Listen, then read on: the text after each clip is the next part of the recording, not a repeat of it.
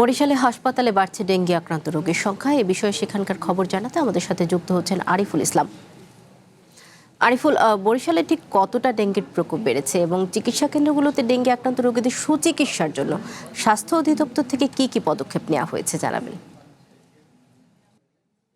বরিশাল লঞ্চঘাট এলাকায় এই এলাকাটি এই 1 মাস যাবৎ কিন্তু একটু পরিষ্কার পরিচ্ছন্নতার আওতায় নিয়ে এসছে, না হলে কিন্তু এখানের অবস্থা কিন্তু সবচেয়ে বেশি ভয়াবহ পরিস্থিতি সৃষ্টি হয়েছে এবং বরিশাল হসপিটালগুলোর অবস্থা কিন্তু আরো ভয়াবহ। অর্থাৎ সেখানে যে পরিষ্কার পরিচ্ছন্নতা নেই বললেই চলে, অর্থাৎ হাসপাতাল নিজেই রুগ্ন, অন্য রোগীকে কিভাবে সুস্থ করবে। আর যেটি আপনি জানতে ডেঙ্গু আক্রান্ত হয়ে এখন পর্যন্ত কিন্তু মৃত্যুর মিছিলে বেশ নগদ নিয়ে এলো হার না মানা হার অফার।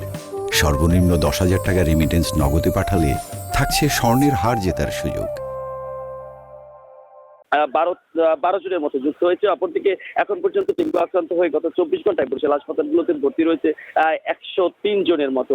গোটা পরিস্থিতি কিন্তু দিনে দিনে অবনতি হচ্ছে। তবে এর মধ্যে বেশি সমস্যা যেগুলো হচ্ছে বরগুনা এবং পটুয়াখালী, এই অঞ্চলের মানুষগুলো বেশি ডেঙ্গুতে আক্রান্ত হচ্ছে। তো বরিশাল সিটি কর্পোরেশনের পরিস্থিতি কিন্তু কিছুটা হলেও ভালো আমরা লক্ষ্য করছি, কারণ ইতিমধ্যেই বরিশাল সিটি কর্পোরেশনের প্রশাসক রয়েছেন অ্যাডভোকেট বিলকিস আক্তার ছিলেন, তিনি বলেছেন যে 1 মাসের তারা একটা সময় বেঁধে দিয়েছে 30টা ওয়ার্ডে।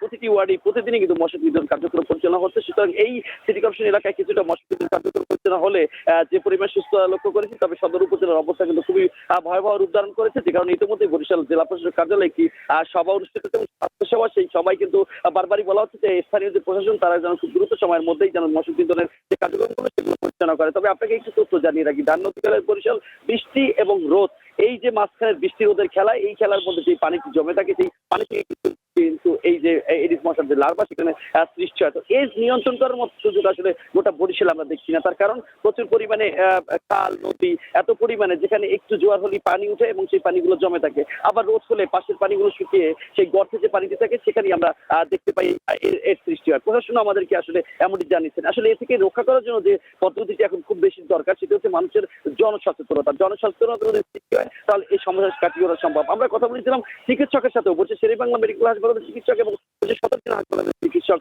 ডক্টর আশিকুর রহমান, তিনি আমাদেরকে জানিয়েছেন আসলে চিকিৎসা শাস্ত্র ব্যবস্থাটা এখন এমন হয়েছে যে আসলে চিকিৎসক এবং সেবিকা এবং যে স্বাস্থ্য ভবন সেটি পুরোটাই এখন সংকট দেখা দিয়েছে। তার মধ্যে আসলে সরকারি হাসপাতালগুলোতে রোগী প্রতিদিন ভর্তি হচ্ছে এবং এই ভর্তির সংখ্যা কিন্তু বয়স্ক যারা যুবক রয়েছে সেই যুবকের সংখ্যা কিন্তু এখন বেশি বৃদ্ধি পেয়েছে। হামে যেমন শিশুদের আক্রান্ত হচ্ছে, কিন্তু ডেঙ্গুতে কিন্তু যুবকরা আক্রান্ত হচ্ছে। এই আক্রান্তের সংখ্যা এখন ভর্তি নিতে হচ্ছে, কিন্তু ভর্তি যেখানে করছে সেখানে আসলে আবাসন সংকট এবং চিকিৎসক এবং সেবিকার সংকট রয়েছে। এর মধ্যে থেকেই তারা চিকিৎসা কার্যক্রম চালিয়ে যাচ্ছে। মোটা কথা হচ্ছে জনসচেতনতার বিকল্প কিছু নাই। এই হচ্ছে বরিশালের এখন সর্বশেষ পরিস্থিতি।